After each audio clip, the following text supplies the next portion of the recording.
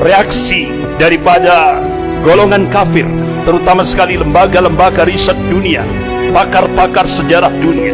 Salah satu di antaranya yaitu Arnold Toynbee. Beliau pakar sejarah dari Britania. Tahun 1954 dia sudah melakukan riset, dan hasil risetnya ini dibukukan, dan bahkan buku itu jadi bestseller. Judulnya Civilization on Trial, ujian atas peradaban. Arnold Toynbee ini seorang pakar sejarah. Dia mengakui bahwa dia seorang kafir yang kafah, tapi karena dia pakar sejarah, dia objektif. Ditulis dalam buku Civilization on Trial ini, Islam pernah memimpin dunia ini sepanjang 1353 tahun, dan itu diakui oleh pakar-pakar sejarah dunia, baik muslim maupun non-muslim. Kemudian dia tulis dalam bukunya Civilization on Trial ini, peradaban Islam ini akan menjadi tantangan terberat bagi kapitalisme global. Dan dia tulis pusat komunisme internasional akan tumbang, bahkan kapitalisme Amerika akan tumbang. Dia menulis dunia Islam akan kembali memimpin dunia ini. Artinya apa? Dia seorang pakar sejarah non-muslim. Dia objektif, dia tulis itu. Dia yakini bahwa masa depan ada di tangan Islam. Tapi di akhir tulisannya, dia tunjukkan bahwa dia sebagai seorang kafir yang kafir. Dia berdoa, semoga itu tidak terjadi. Bahkan ada lembaga riset dunia milik golongan kafir, yaitu The Pew Forum on Religion and Public Life.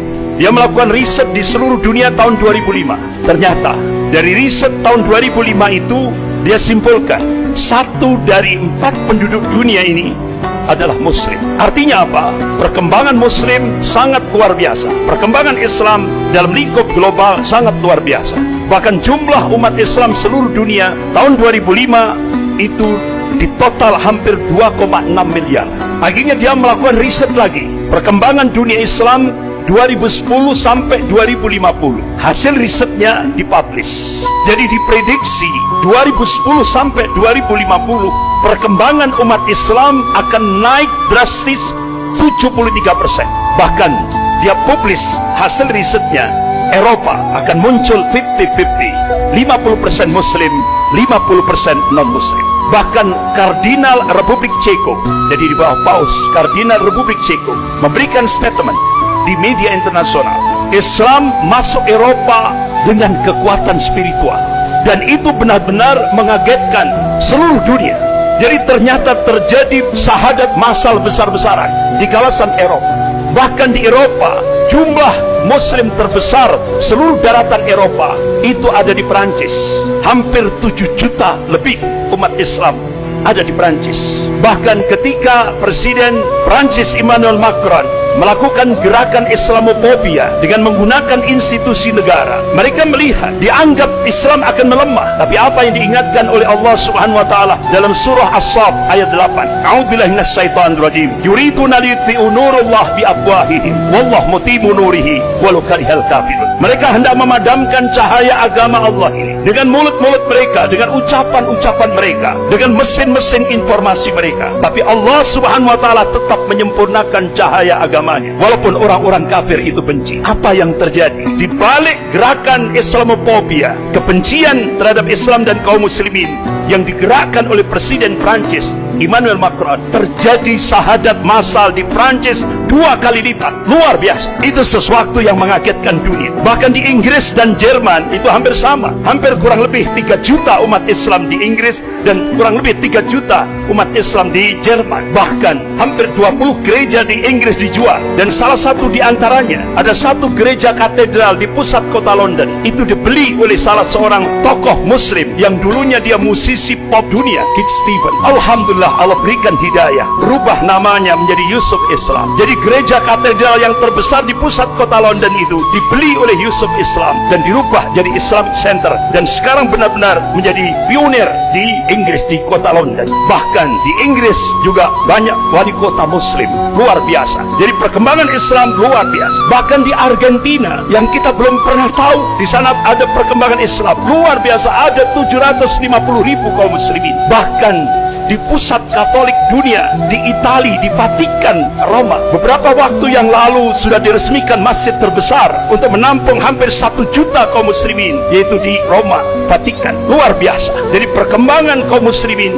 benar-benar apa yang dilakukan riset oleh The Pew Forum on Religion and Public Life, ini sebuah realitas, sebuah fakta. Jadi diprediksi 2010 sampai 2050 peningkatan jumlah kaum muslimin diprediksi 73%. Bahkan lembaga riset dunia The Pew Forum on Religion and Public Life memprediksi 2070 Islam akan menjadi agama terbesar di seluruh dunia. Padahal ini lembaga riset milik orang kafir, milik golongan kafir, tapi dia meyakini masa depan ada di tangan Islam. Bahkan National Intelligence Council, Dewan Intelijen Nasional yang menaungi 15 negara di bawah kepemimpinan Amerika melakukan riset.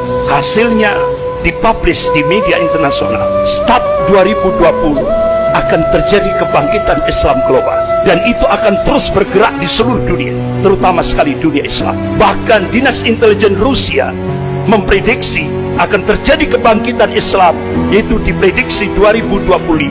Rasulullah SAW mengabarkan kepada umatnya, qala Rasulullah SAW, innallaha yab'atsu li hadhil ummah ala ra'si kulli mi'atin sanatin may yujaddidu laha dinaha. Rawahu Abu Dawud. Rasulullah mengabarkan, sesungguhnya Allah akan memunculkan, akan membangkitkan di tengah-tengah umat ini dalam setiap penghujung 100 tahun, yaitu seorang al-mujaddid, pembaharu di dalam agama ini. Imam Ahmad rahimahullah, beliau mencoba untuk mencari hadis-hadis sahih dalam kutubus sittah. Masya Allah, dengan matan hadis yang sama beliau cari dalam kutubus sittah. Alhamdulillah, beliau temukan hadis-hadis yang sahih ini. Beliau pelajari, beliau teliti, beliau kaji secara dalam.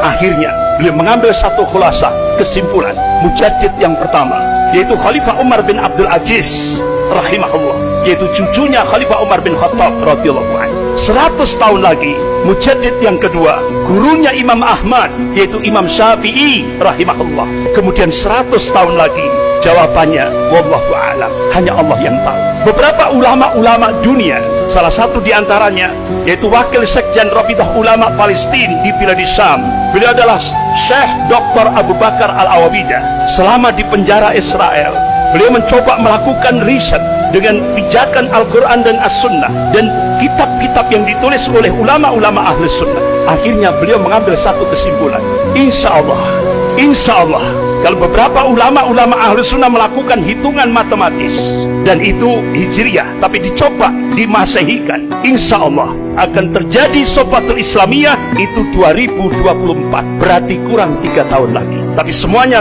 wallahu a'lam, hanya Allah yang tahu.